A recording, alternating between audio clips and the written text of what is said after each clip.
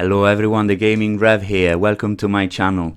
I finally get some time to share with you a very unique PVE build, namely a Magicka Templar DD healer hybrid, tailor-made for 4 players content. From farming undaunted pledges to clearing arenas like Veteran Dragonstar and Black Rose Prison. Before moving on, let me invite you not only to like but especially subscribe to my channel, as over 90% of my viewers are not subscribed. What's up with that? If you like it or find it helpful, don't be a Philistine and just put a ring on it. It costs you nothing and it really helps me grow in this channel. Anyway, without any further ado, let's take a look at the build.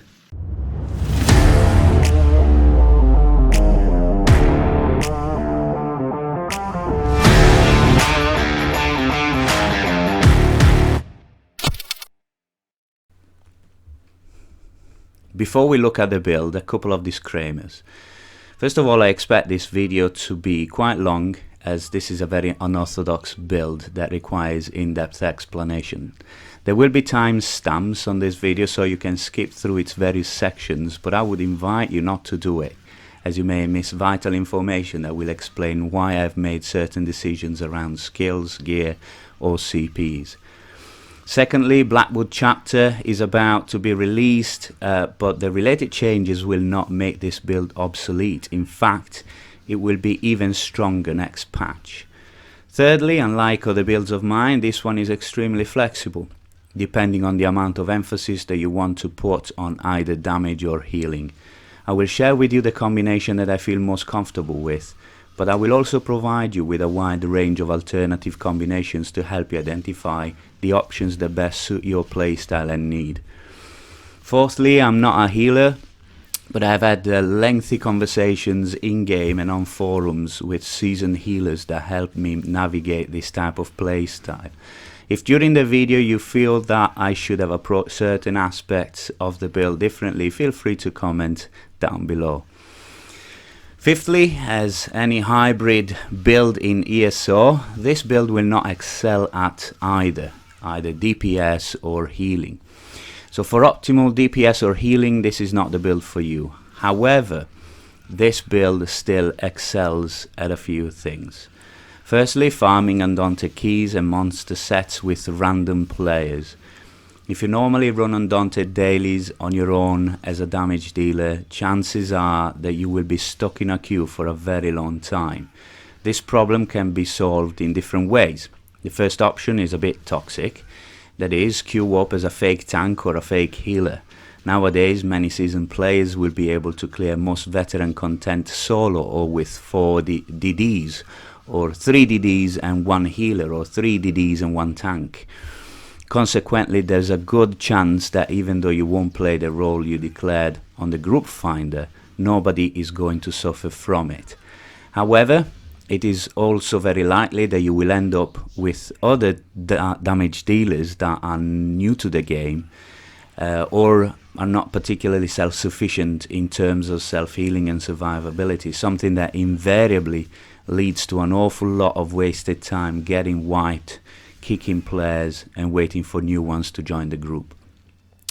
The second and more appropriate option is to create a pure tank or a pure healer and get picked by the group finder almost instantly, especially if you run as a pure tank. However, maybe you're like me and you hate the more supportive or passive playstyle of either a healer or a tank. This is where my build comes in. With it, I have created a third option that isn't unfair on other players and that is super dynamic and fun to play. For with this build, you can run as a healer but play as a damage dealer too.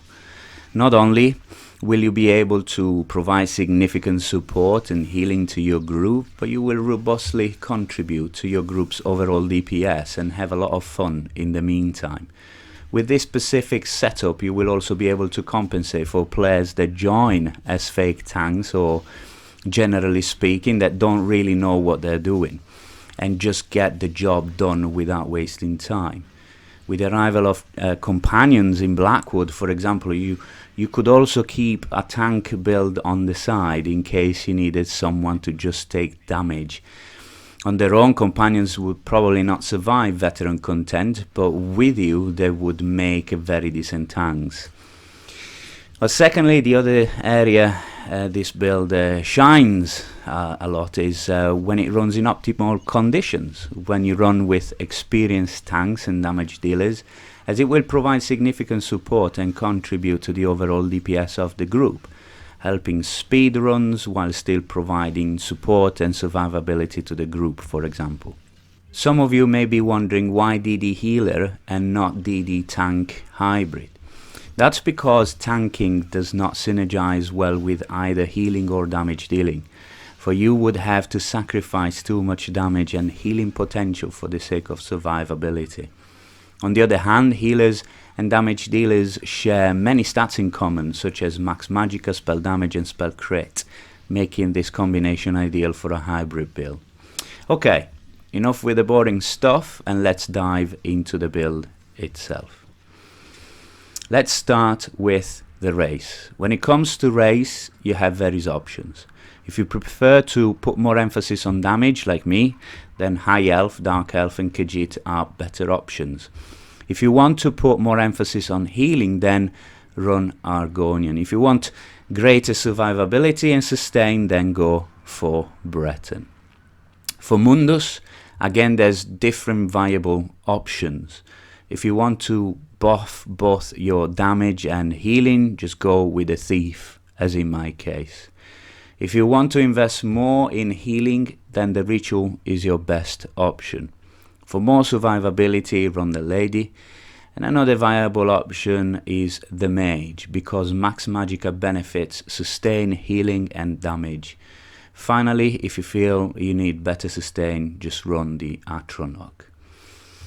Let's take a look at my buff stats. I've got 38k magicka, which your magicka pool synergizes really well with extended ritual and just healing abilities in general.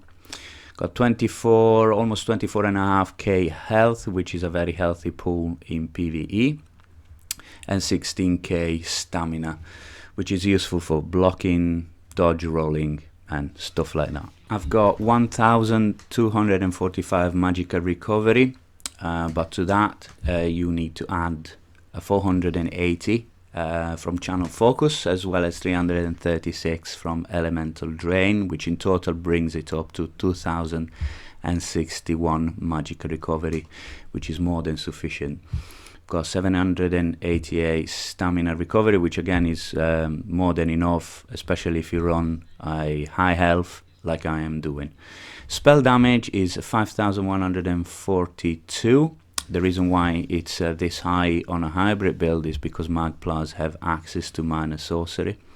Also got a very decent spell crit rating of 47.6%. And then I've got spell penetration, almost 7,000, but to add that you need to add almost 6,000 from elemental drain, which brings it up to almost 13k spell penetration. Spell resistance right now in this patch, while standing in the rune, is 23k spell resist and then 18k physical resistance. When you leave the rune, it's gonna be 20k spell resistance and 15k physical resistance. Now in the Blackwood patch you will not be getting extra resistances for standing in the room, but you will be getting back quite a decent amount of healing over time, but I'll get to that a bit later. So coming into Blackwood, your build will not really suffer any loss in terms of survivability. Let's take a look at my consumables now. For food, I run Tri-Stat food, but ideally you want to run Bewitched Sugar Skulls for the extra health recovery. Or if you want, with regards to your stamina pool, if you feel that stamina pool, you just have too much of it, you know, you can just run blue food to buff up your health and magicka pools. With regards to pots, I've got spell power pots. either crafted or alliance spell draft, to grant me major sorcery and major prophecy, as we do not gain access to these two vital buffs through our skills. Let's take a look at my gear, and this is where things get interesting, as you have a variety of viable sets combinations available depending on how much emphasis you want to put on either damage or healing and utility. The combination I picked for myself is what I found fits my playstyle best, but it's not necessarily what will work best for you. I will explain why I personally prefer this combination, so please hear me out. But I will also share a few other alternatives that are equally viable. Irrespective of what you choose to run, what you want to bear in mind is that being a hybrid build, you need to provide decent damage, healing and utility to the group. On this setup, I have divided damage and healing between my front bar and back bar respectively. So on my front bar, I run Master Architect. This is a DPS set that provides not only great damage to yourself but to your group, as it grants to you and up to 5 group members Major Slayer for 1 second every 10 ultimate is spent. I should point out that the duration of the Major Slayer buff is based on the ultimate you used, not the ultimate cost. If you had 500 ultimate points available but you used an ultimate that cost 70, the timer would be 50 seconds and not just 7. Since its nerf, this set has not been useful in trials anymore, but it's still excellent in 4 people groups. On my back bar, I run the Master's Resto Staff as Grand Heal, and its morphs, in my case Combat Prayer, grants those affected both Magicka and Stamina Sustain for 4 seconds. Ideally you want to run the perfected Master Resto Staff, which you obtain by clearing Veteran Dragonstar Arena, which I've done many times, but before they introduced perfected weapons, and to be quite honest with you, I wasn't bothered grinding that arena again just for a Master Resto Staff. So there you go, you know, you're better off with a perfected version, but if you only have the normal version, that's gonna be more than fine. On my body, I run Kagrinak's Hope. This is a semi-hybrid set that synergizes really well with this build's goal, as it provides damage, sustain, stats and utility. The 5th piece bonus, coupled with your passive Master Ritualist, enables you to resurrect players 45% faster. Now, some of you may be wondering why on earth I run this set. After all, if the tank knows what they're doing, the healer shouldn't really be rezzing players, which is absolutely true. But this build has been created to run with pugs, in groups with people that might not know what they're doing, or with fake tanks. On my very first test to run with this build, I ended up with 3 squishy DDs, one of whom was a fake tank, who died frequently. On my second test to run, I ended up in a group with a tank and 2 DDs. The tank was an old buddy of mine who's been playing this game from day one, like me, so he knew what he was doing. But the 2 DDs were total newbies, and one of them had slotted in a fire. So he kept aggroing the bosses away from the real tank and die as a consequence. In a normal scenario, we would have had to kick players and wait for the group finder to replace them, but thanks to my build, we didn't need to do that. As soon as someone dropped, I picked them up in no time, and we kept on fighting. Despite the abysmal group, I managed to clear both veteran dungeons without interruption. So far, I've never had to quit a veteran dungeon mid-run. However, that doesn't mean that Kagrinak's Hope is a must. Here are other very valid alternatives to this combo. On your front bar, if you don't have Master Architect, you can run Roaring Opportunist. However, this set is geared to work best on a pure DPS build, and the duration of Major Slayer would not be as long as with Master Architect. On your body, you could run Yorvul's Guidance to extend the duration of the Major Slayer and for better healing. Another good set is Spell Power Cure, This is the one that I use when running with a good group. It provides major courage, which increases weapon and spell damage to anyone you overheal. Finally, you can also run Winter's Respite to increase your healing potential. So there are very many different combinations of sets that you can run depending on what you are trying to achieve. With regards to monster sets, I keep switching between Earthgore for those emergency burst heals, Grothda to help my group clear trash fights, and Sentinel of Rukugams for the extra healing and sustain for yourself and your group. It's also great if you like all things Dwemer like me. Alternatively, you can run healing and or utility sets like Symphony of Blades, Chalkthorn and Kratis Behemoth, as long as you do flame damage, Lord Warden, and Night Flame. Again, it all depends on what you want to emphasize, whether it's healing, damage or utility. With regards to the armor itself, I run 7 light pieces, all divines, apart from 2 large pieces which are infused.